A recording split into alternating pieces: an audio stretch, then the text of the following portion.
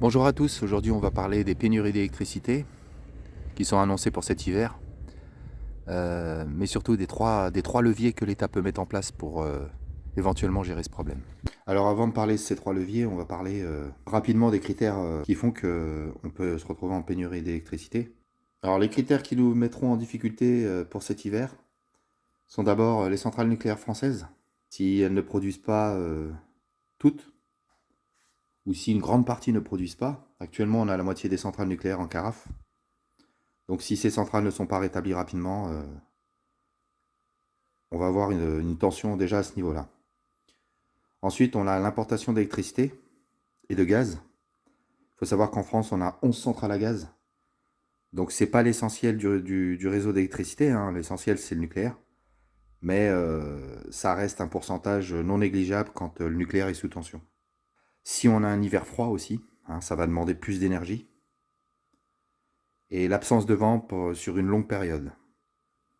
Alors l'absence de vent, c'est pas quelque chose que j'avais envie de délaisser ce critère, parce que l'éolien n'est pas non plus... on n'a pas 10% d'éolien en France, mais on a quand même un pourcentage qui n'est pas négligeable. Je crois que c'est 5-6. Hein. Alors les trois leviers, appelés levier de sauvegarde réseau ou levier d'urgence, sont... Le premier, c'est l'interruptibilité. Donc l'interruptibilité, c'est un contrat qui est passé avec les entreprises, qui le veulent, et qui sont rémunérés, qu'il y ait coupure ou pas. Donc en fait, l'État peut couper le réseau de ces sociétés-là qui l'ont choisi. Donc il y a 10 coupures maximum donc, par an. Ça a déjà été utilisé en 2019. Le deuxième levier, c'est la baisse de tension. Donc c'est un ralentissement du réseau. Alors, à mon avis, ça peut être sous deux formes. Là, j'ai pas trouvé exactement comment ça pourrait être, mais alors pour moi, la première forme, ça serait un passage d'un contrat de 9 kWh à par exemple 6 kWh ou 3 kWh. Ou alors un passage de la tension de 230 volts à 210 volts, 205 volts. Je ne sais pas. Ça, j'ai pas pu trouver.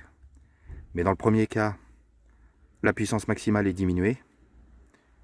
Et dans le second cas, certains appareils ne pourraient pas fonctionner. Les appareils de forte puissance. Le niveau 2, le levier numéro 2, n'a jamais été utilisé encore. Le levier numéro 3, c'est la coupure ciblée. Donc là, ça concerne les régions.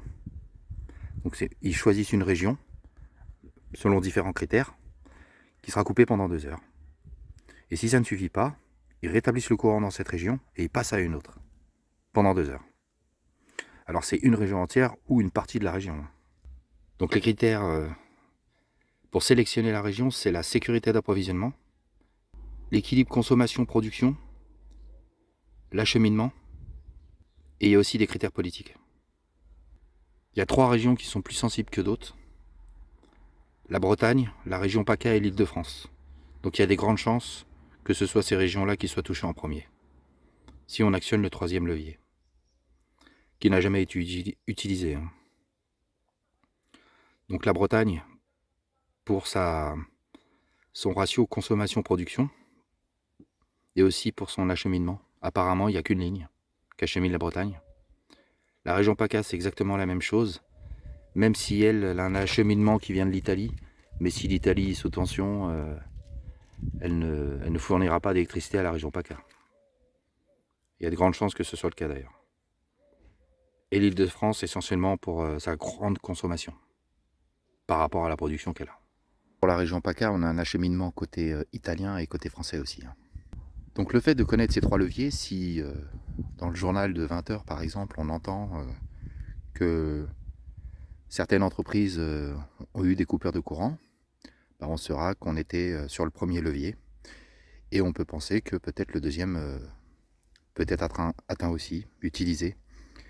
Donc c'est intéressant de connaître ces 3 leviers que l'État peut utiliser, sachant que je dirais que simplement en suivant l'activité des centrales nucléaires françaises, on pourra déjà se rendre compte de la difficulté qui nous attend cet hiver.